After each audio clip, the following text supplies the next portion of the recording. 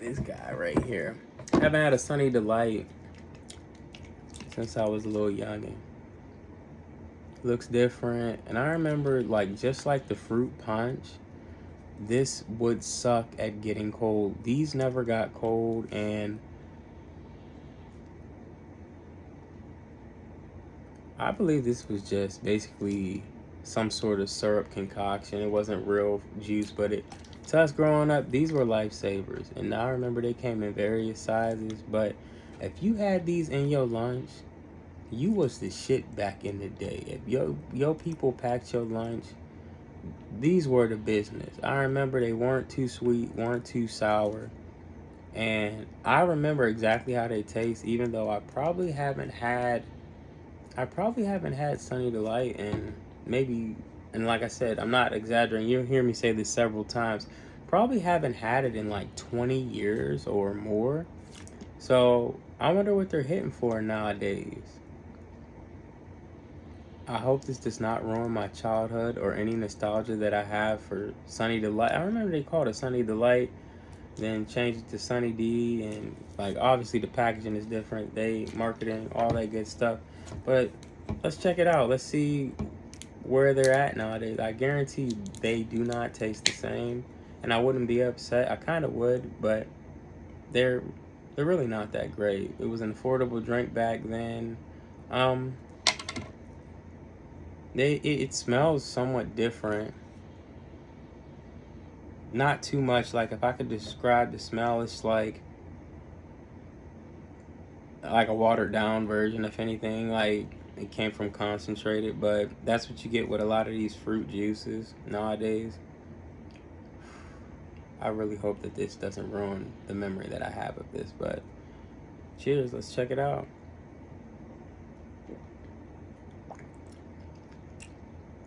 Yeah.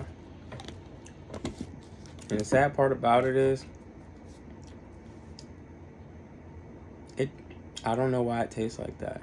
I anticipated something different, but if I could describe the taste, it tastes like I brushed my teeth before I drank the orange juice, but I did not brush my teeth. Like it's that awful taste.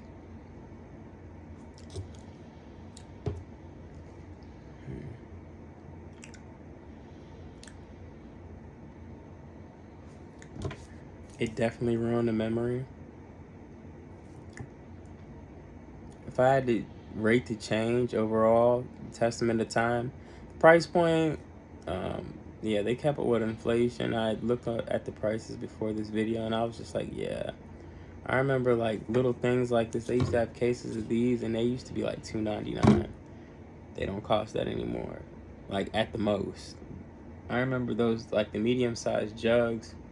I think they were like 24 ounces back in the day. Those used to be under $2.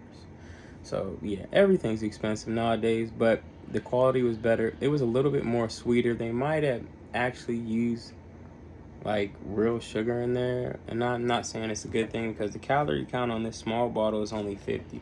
So they might have PR cleaned it up and stopped using a lot of byproducts, but it's just, and I don't like aftertaste. Am I still gonna drink it? Yes. Would I buy it? Would I go out on a whim and buy it myself? Probably not. Probably not. But I'm not gonna take away from the legacy that I remember the good old Sunny D, because at the corner store, if it came down to it, would I buy the Hugs, the small Huggies or the big Huggies, or this, or Faygo Pop when it used to be 69 cents, or the Arizona tea? Yeah, I'm showing my age. Any one of those I just mentioned, along with this, was a pillar back at the corner stores and the small bodegas in the neighborhood. I remember back in the day, I ain't even trying to taper off into a story time, but I remember, man, if you had $1, you had a meal that day.